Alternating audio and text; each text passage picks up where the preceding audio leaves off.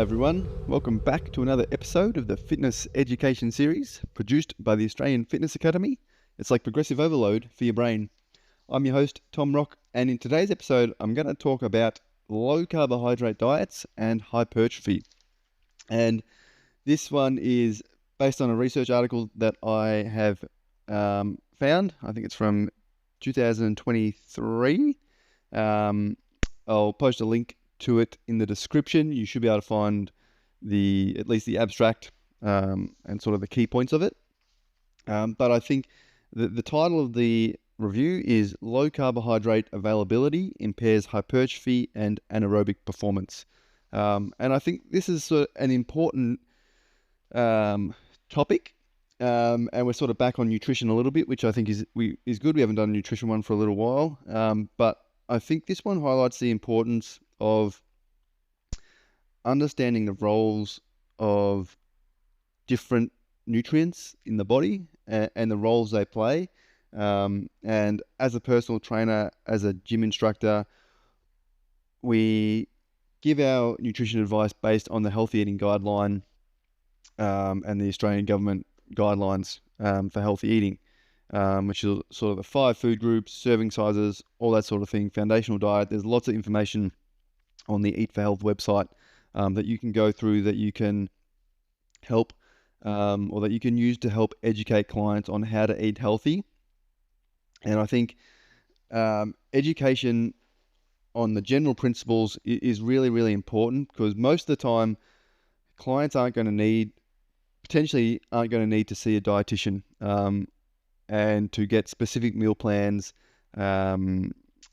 for them to follow in order to lose weight. A lot of the time you're going to get great results with clients by giving them general information. It's important to understand that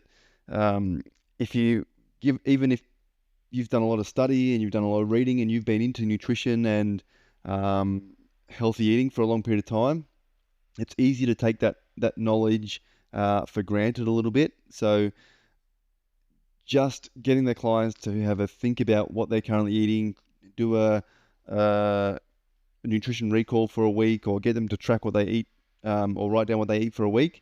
And it'll be quite easy to, obviously, if we're looking at weight loss, to take out some extra kilojoules, whether it's discretionary choices, fast food, alcohol, all these sorts of things, having dessert after dinner. There's lots of little things you can do that are going to have big impacts on the results of their training, whether it's hypertrophy, whether it's weight loss.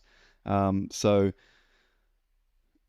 try not to get bogged down in not being able to give them really specific meal plan advice or supplement advice. It's generally not necessarily to get 99% of clients the results they're after. Advice based on the Healthy Eating Guidelines is going to be really, really useful for them. And I think any information you can give them to help improve their knowledge will help them make better decisions as well. And this is where upskilling or improving your base of knowledge and what sort of things diets affect is important, because you can sort of pass this knowledge on to them and then have them make the decisions, and they can work out what's best for them, what's best for this situation. But the more good knowledge and good resources they have access to through you, the more informed and educated their decision is going to be. And I think carbohydrates are a great way, or a great example of this. And there's a lot of diets out there these days that, whether it's a ketogenic diet or low carb diets, Atkins diet, that involve eating low carbohydrates, or not many carbohydrates, or almost no carbohydrates at all. And carbohydrates are really important for energy and for a whole range of processes throughout the body. And if we're talking about the Eat for Health guidelines, pasta, rice, potatoes, all these sorts of things, our whole food carbohydrate sources should be seen as really, really healthy. But a lot of some of these fad diets that go around social media and on the internet, and that are very, very common, restrict carbohydrates.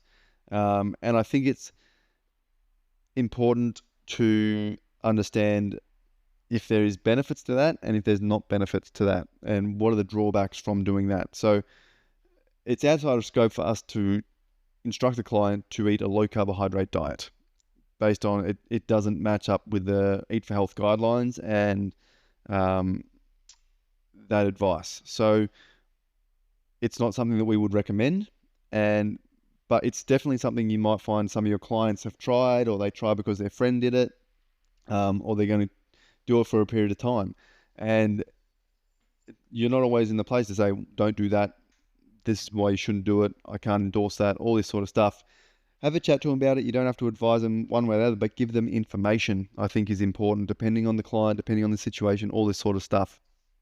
But this article, I think, is an interesting one because it sort of highlights that there can be issues or negative effects of in this example, low carbohydrate diets. And the study does sort of start by sort of saying that there is evidence that shows consuming low carbohydrate diets can promote weight loss and reductions in body fat, and this can be due to different adaptations that happen in the body. So if I was to eat a low carb diet, my body adapts and it will start to utilize or oxidate fatty acids to a greater extent than if I was eating carbohydrates, which results in greater fat oxidation during exercise and during rest. So potentially increases my body's ability to burn fat or utilize fat as an energy source. However, this study sort of looks at that even if we're to do that and it potentially helps with lowering body fat, it may also have a detrimental effect to our muscle mass and our ability to improve muscle mass. And in general, if we are losing muscle mass, our metabolic rate goes down. We might be losing fat mass, but then we're also losing muscle mass, which might be counterproductive to a client's goal if they're potentially looking to build muscle, build strength, or maintain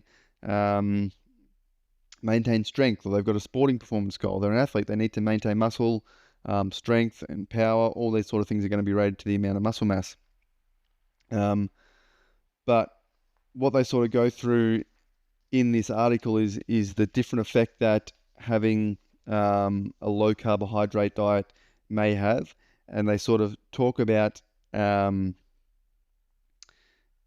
given that there's low glycogen in the muscles and low glycogen stores, there's an increased breakdown of BCAAs or branched chain amino acids within the muscle to help create energy or to give us energy. So obviously we get an improved ability to utilize fat stores and oxidize fat, but we also potentially utilize pathways that break down our branched chain amino acids and to utilize that as energy, which may impact their availability for increasing muscle growth and being used to contribute to muscle repair and muscle growth. So that's what they sort of look to in this article. And I think it just highlights the point that it might not be the answer to everything. Taking out a food source, you can definitely still lose body fat without